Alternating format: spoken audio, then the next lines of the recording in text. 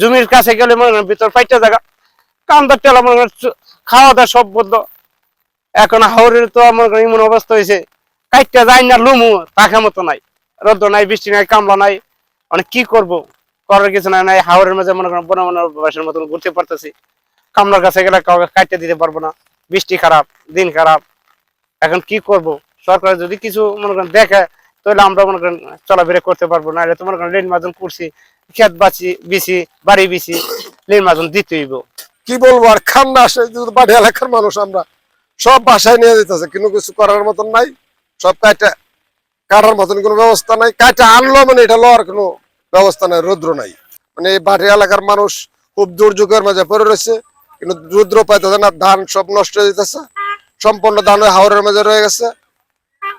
এই বুঝতে পারছেন তো, মানে সারা বছরের শ্রম এবং এখানে কোটি কোটি টাকা ইনভেস্ট করে আমরা জমিগুলা করছি, কিন্তু ধানগুলা লইতে পারতেছি না। আমরা ধান লই এমন একটা বিপদে পড়ছি ভাই, না পারি কাটতাম, না পারি ধরতাম, ধরলে আমরা একটা আরো বিপদে বেশি বাইরে যায়। আমরা এমন একটা আমরা এটা দেওয়া যাবো যে অনেকেরই দেওয়া লাগবো, যেটা নয়ন বাগা মানে কি জানেন, যে আমরা 2 নয়নে দেম, আমরা গিরো যা আছি অত তো টাকা খরচ করে আমরা ধান মারাইলাম, ধান পাকার মুহূর্তে পানি আয়া একটা ধাক্কা মাইরে ধান ডুবাই আলছে, কালকে দিছি এতটুক ধান বাসা ছিল, এখন তল হয়ে গেছে গা। এখন এটা নয়ন বাগা, আমরা 2 নয়নে দেখতাম, অন্যরা খালি কাটবো, কাটতে ওরা কিছু করতো না। দেশে একটা এমন একটা পরিস্থিতি হয়েছে, আমরা এমন একটা কষ্টের মধ্যে আছি, আমরা অনেক টাকা খরচ করে কিন্তু আমরা ধান আমরা ঘরে উড়াইতে পারি না। বৈশাখ মাসের শুরুতে আমরা জমিগুলা কাটি। এই বৈশাখ মাসের প্রায় 7 দিনের পর থেকেই এই ঝড় তুফান বৃষ্টি বাদল শুরু হয়েছে, পাশাপাশি রাস্তাগুলো ভাঙচুর হয়েছে, যার ফলে সব দিক দিয়ে আমরা আসলে বিপদে বেড়ে গেছি। রাস্তা ভালো না, হারভেস্টার মেশিন নাই, মেশিন থাকলে তেলের সংকট, দাম বেশি, লোক বলছিল কিছু তারাও অসুস্থ হয়ে গেছে, কারণ পানির মধ্যে কতদিন কাটা যায়। সবকিছু মিলাইয়া মানে আমরা খুব একটা সমস্যার মধ্যে এখন পড়ে গেছি।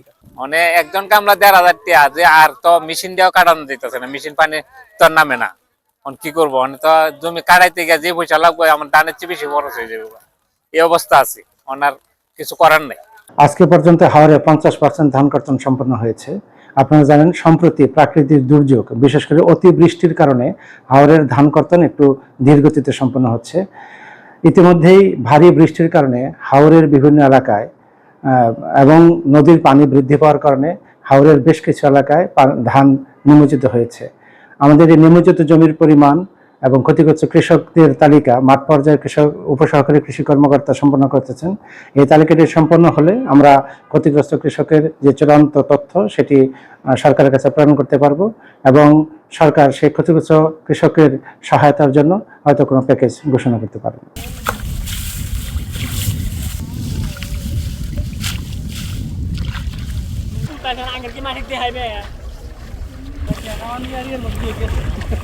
Aluminio.